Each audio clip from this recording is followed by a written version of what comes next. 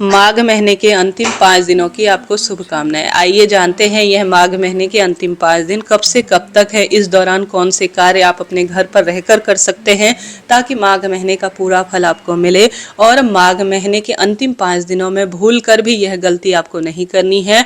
आप जानते होंगे पद्म पुराण और अन्य शास्त्रों में हमने वर्णन पाया है कि मात्र माघ का महीना जो कि सबसे पावन है, पवित्र है, माघ महीने का स्नान, ध्यान, जप, तप पितरों को सुख देता है, श्री नारायण महादेव की कृपा प्राप्त करवाता है, नवग्रहों की दशा सुधारता है। कलिकाल में सबसे उत्तम इस महीने की महिमा कही गई है, समस्त पापों का निस्तारण कर कर बैकुंठ लोक की प्राप्ति के लिए यह महीना सबसे श्रेष्ठ है, उत्तम है और त्योहार, तीज त्योहारों से भरा हुआ है। तो इस महीने के अंतिम 5 दिन आप किस तरह से लाभ उठा सकते हैं सुनिएगा। छोटा सा वीडियो आपके लिए बहुत ही काम का रहेगा।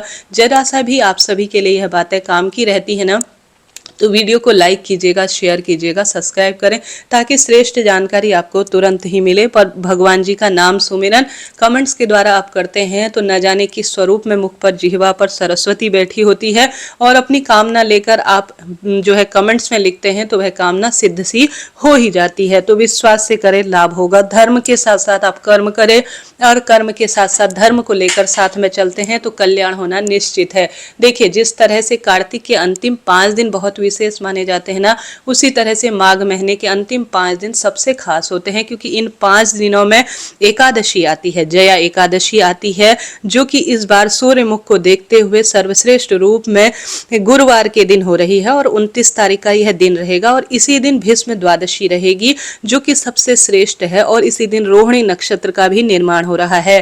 तो आप सब जानते होंगे इन 5 दिनों में जया एकादशी, भीष्म द्वादशी आएगी, प्रदोष व्रत होगा जो कि अपने आप में अद्भुत होगा। आद्रा नक्षत्र के साथ इस बार प्रदोष व्रत है। मैं कमेंट जो है इस बार जो पंचांग है उसमें से पढ़ रही हूँ। सर्वार्थ सिद्ध योग उस दिन हो रहा है। उसके बाद आप सभी जानते होंगे चतुर्दशी का निर्माण होता है जो कि पुनर्वसु नक्षत्र के साथ हमें प्राप्त हो रहा है और साल की सबसे बड़ी इस बार जो पूर्णिमा है जिसे माघी पूर्णिमा कहा जाता है वह सर्वश्रेष्ठ रूप में हमें प्राप्त हो रही है। तो आप इन 5 दिनों का अनंत गुना लाभ प्राप्त कर सकते हैं। कुछ घर पर रहकर किए गए कार्य, पुत्र, विवाह, नौकरी, रोग, कर्ज, धन, संपदा और समस्त कार्यों की सिद्धि के लिए कहे गए हैं। तो यह अंतिम 5 दिन ना माघ महीने के सर्वश्रेष्ठ है। हालांकि यह 4 ही दिन हो रहे हैं परंतु इन्हें पंच दिवसीय रूप में ही जाना जाएगा क्योंकि चतुर्दशी तिथि का इस बार 6 है, इस कारण से 4 ही दिन हमें तिथि के अनुसार प्राप्त हो रहे हैं परंतु यह 5 दिन ही रूप में हमारे साथ होंगे। तो इन 5 दिनों में सबसे पहले श्रेष्ठता के रूप में संभव हो तो व्रत उपवास करें। देखिए, व्रत हमारे जीवन को सुदृढ़ करता है। संभव हो अभी तक आपने एकादशी का व्रत नया शुरू नहीं कर रखा है तो शुक्ल पक्ष का समय है और खरमास समापन हो चुका है और साथ के साथ बहुत अच्छा समय है जब आप सर्वश्रेष्ठ रूप में एकादशी व्रत शुरू कर सकते हैं। तो सबसे पहले अगर आप नया व्रत शुरू करना चाहते हैं, भले प्रदोष व्रत हो, पूर्णिमा व्रत हो, एकादशी व्रत हो, तो निश्चित रूप से आप इस दौरान शुरू कर सकते हैं। अगर व्रत कर रखे हों या नहीं भी करते हों पर इक्का दुक्का व्रत भी इस माघ महीने के इन दिनों कर लिया जाए 5 दिनों में तो लाभ ही होता है। तो मैंने आपको बताया कि 29 तारीख को एकादशी है, जया एकादशी, और 30 तारीख शुक्रवार को प्रदोष का व्रत किया जाएगा। 31 तारीख को चतुर्दशी तिथि रहेगी और साथ के साथ 1 तारीख को माघी पूर्णिमा, जिसे कि पवित्र पूर्णिमा भी कहा जाता है, वह रहेगी। यहाँ पर डेट तो आपको क्लियर हो गई, आशा है, उम्मीद है। तो मेरी बात आपके लिए रोचक रहती है तो लाइक करें, शेयर करें और भगवान का सुमिरन करें। इस वीडियो को फेसबुक और सभी के माध्यम से शेयर करें। जितना आप दान करते हैं ना, अर्थात किसी चीज का प्रचार प्रसार करते हैं हिंदू धर्म का, उतना ही आपको फल मिलता है। तो शास्त्रों में माघ महीने की बड़ी महत्वता है जी। कहा जाता है माघ महीने में आप कोई भी कार्य करते हैं वह सदा सर्वदा अक्षय रहता है। इस महीने बहुत सारे त्योहार आते हैं। ऐसे में आप सभी इन अंतिम 5 दिनों में एक नियम बना लीजिए। सबसे पहले आप सभी पवित्र नदी में तो देखिए स्नान करना संभव है ही नहीं। ऐसी स्थिति में कहा गया है शास्त्रों में निरोगी काया के लिए, जब गुरुवार के दिन एकादशी रहेगी ना तो उस दिन आपको हल्दी मिश्रित जल, जिससे कि आपके शरीर में पनप रहे रोगों का नाश हो, उससे स्नान करना है। गंगा जल मिला लीजिए, एकादशी का दिन है। और एक चुटकी हल्दी डालकर आप जया एकादशी गुरुवार के दिन, जब हम प्रथम दिन के माघ महीने के अंतिम दिनों के नियम लेंगे, नियम बताऊंगी कौन कौन से लिए जा सकते हैं, और 5 दिनों के सर्वश्रेष्ठ कार्य का जो नियम है 1 फरवरी 2026 पूर्णिमा तक रहेंगे, अर्थात 29 तारीख से 1 तारीख तक में माघ महीने के अंतिम 5 दिन प्राप्त हो रहे हैं। तो सबसे पहले जैसा मैंने बताया गुरुवार का दिन है तो हल्दी और जो गंगा जल है उससे स्नान करें। दूसरा, जब प्रदोष का व्रत रहेगा, शुक्रवार का दिन है, तो इस दिन आप कोशिश करें घर पर इत्र मिश्रित जल और साथ ही गंगा जल मिश्रित जल से स्नान करें। इसमें सर्वश्रेष्ठ विधान शास्त्रों में कहा गया है, प्रदोष का व्रत अगर करते हैं तो लाभ ही लाभ होता है। इसके साथ साथ पवित्र नदी में स्नान न कर सके तो इन अंतिम 5 दिनों पर घर पर रहकर गंगा जल मिश्रित जल का स्नान अरुणोदय कालीन अर्थात सूर्य उदय से पहले पहले ब्रह्म मुहूर्त में स्नान का विधान का है। संभव हो तो ठंडे पानी से स्नान करें, परंतु ऐसा न हो पाए तो आप सभी गुनगुने पानी से भी यथाशक्ति तथा भक्ति भगवान का नाम सुमिरन करते हुए आप स्नान कीजिएगा। कहा जाता है आप भगवान का नाम स्नान करते हुए सुमिरन करते हैं तो उसी स्थान पर तीर्थ की अनुभूति हो जाती है। हर हर गंगे नमामि गंगे या श्री शिवाय नमस्तुभ्यम ओम नमो भगवते वासुदेवाय, इन मंत्रों का जाप कभी भी किसी भी अवस्था में किया जा सकता है। दूसरा जो सर्वश्रेष्ठ इस समय नियम लिया जाता है वह लिया जाता है तुलसी पूजा, परंतु ध्यान रहे एकादशी के दिन तुलसी में जल नहीं चढ़ाया जाएगा।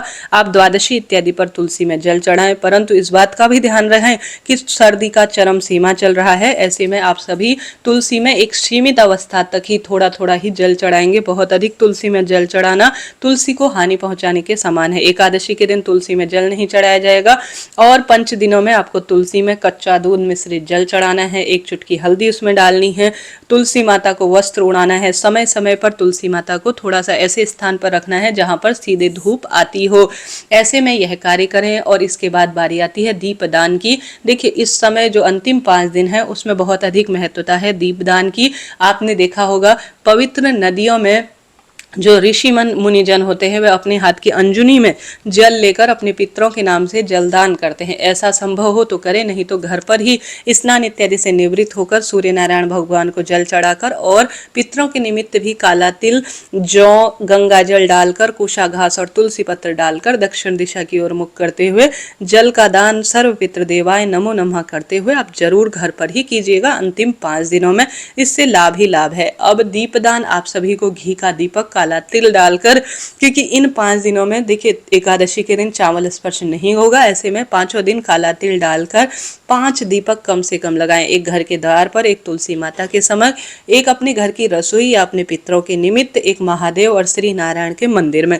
मंदिर नहीं जा सकते तो घर पर ही आप इस दीपदान को करें। तो आप सभी को कम से कम 5 जो दीपक हैं वह दान के रूप में करने हैं। एक तो महादेव के निमित्त सबसे सुंदर दिन है तो करना ही चाहिए, पितरों के निमित्त हमें करना ही चाहिए, घर के द्वार पर हमें दीपदान करना ही चाहिए, तुलसी में दीपदान करें, महादेव श्री नारायण के मंदिर जाकर करते हैं तो उत्तम है, नहीं तो उनके नाम का दीपदान अपने घर के मंदिर में ही कीजिएगा। तो इस तरह से 5 दीपकों का आपको दान करना है। स्नान ध्यान का आपको नियम लेना है। इसके साथ ही इन अंतिम 5 दिनों में सुनी जाती है कथा।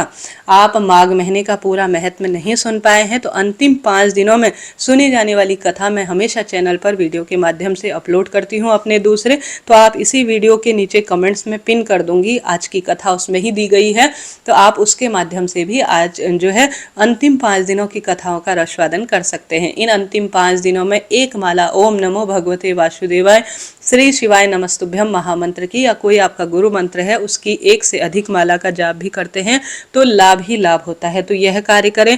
इन अंतिम 5 दिनों में जब माघी पूर्णिमा होगी उस दिन आप सभी को कोशिश करनी है कि आपने जो नियम लिया है माघ महीने के अंतिम दिन में उसका आप उद्यापन करें। उद्यापन में आप पंडित ब्राह्मण जी को घर पर हवन करवाने के लिए, सत्यनारायण व्रत या सत्यनारायण कथा करवाने के लिए आमंत्रित कर सकते हैं, हवन कर सकते हैं। साथ के साथ आप सभी ब्राह्मण भोज अपने घर पर करा सकते हैं, ब्राह्मण ब्राह्मणी का जोड़ा खिला सकते हैं।